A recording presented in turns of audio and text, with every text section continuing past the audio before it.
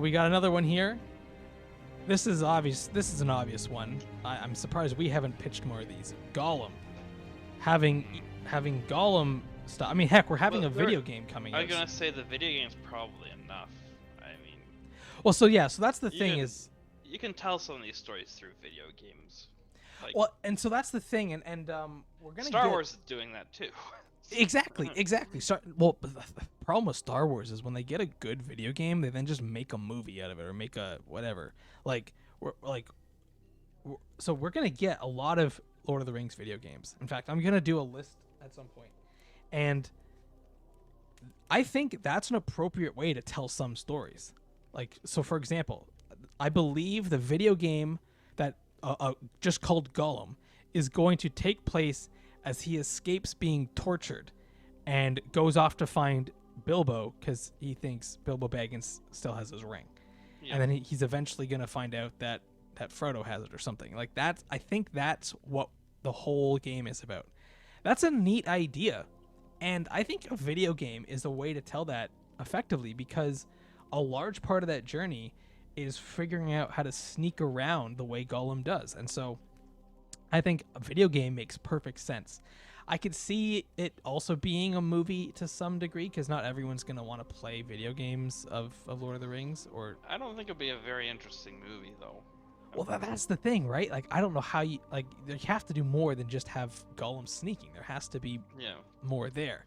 Like, heck, even thinking about, like, the years that Gollum had the ring, is there anything interesting there that we could point to? Like Not maybe really. the ring tries to leave him a couple times. You just have a fishing mini game. No, I meant like a movie, but yeah, you could have the fishing mini game from Zelda. You could do that. And the whole time he's just singing his weird little fish song. So juicy, sweet smash. So there might be some interesting play there with Gollum. It's hard though because Gollum is such a brief character. I say brief in a greater context because obviously Gollum is pretty old, but like Gollum's entire trajectory is being kind of he's like alone the whole time. It would be there's not a lot you could do. It'd be depressing. It'd be well, he's alone kind of. He has himself. So you do have two characters. I don't know, like, okay, I'm about to say something, and I want everyone to just take a breath before they start mashing their keyboards. Have you guys seen Black Swan? Natalie Portman and Mila Kunis? I did not see it, actually. Okay.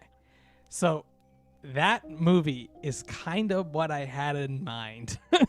It's a very philosophical and artistic film about becoming Gollum. The transition from being more like a hobbit and more like a human-ish and becoming this creature.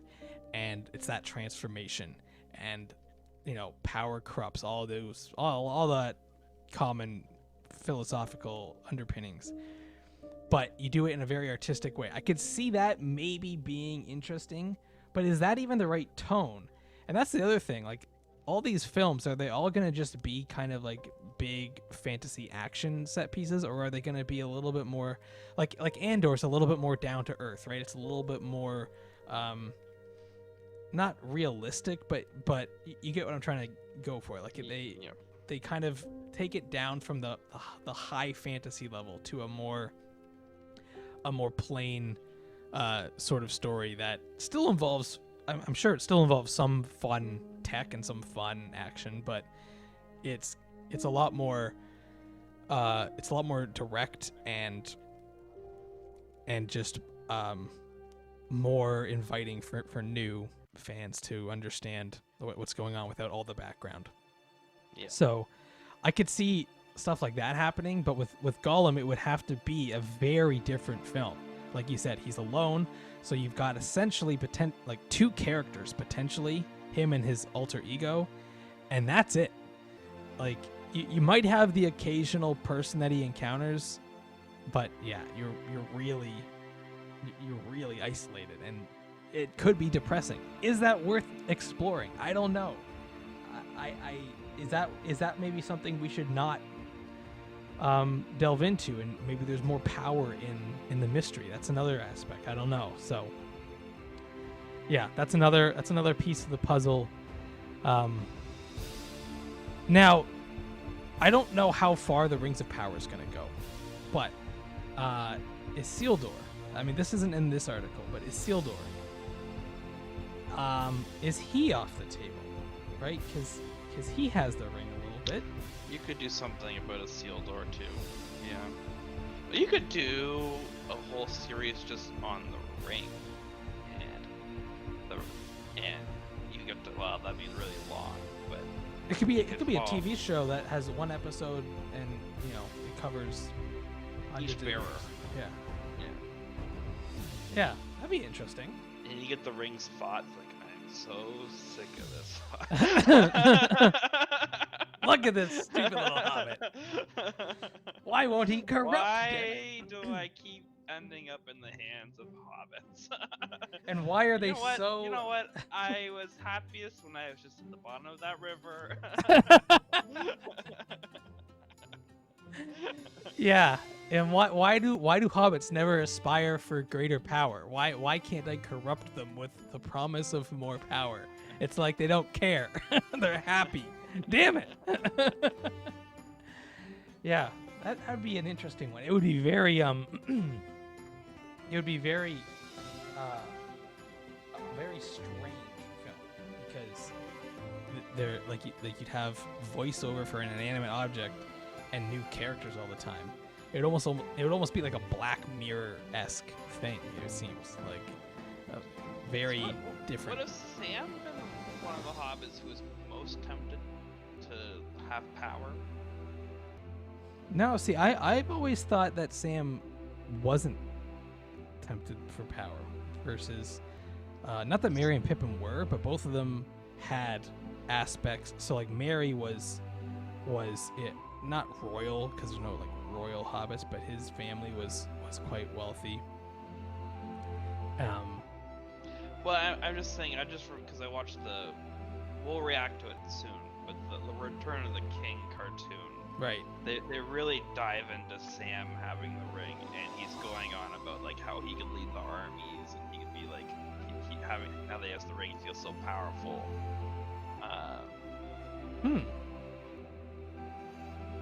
Interesting, because I always thought that Sam was not like quote unquote chosen one, but like he was more suited to it because of how happy he was simply being a gardener.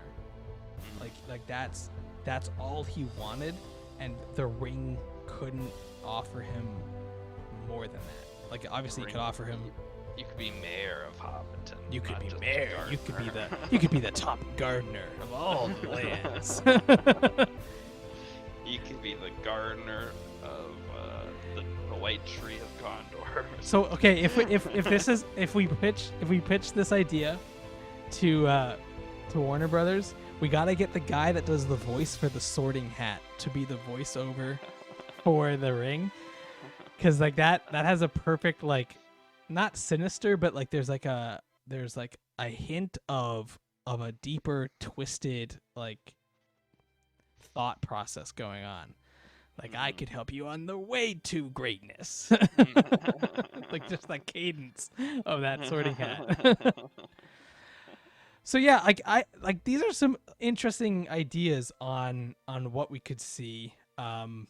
Again, I think it's important to note that currently Warner Brothers is talking more about like stuff that we have not seen.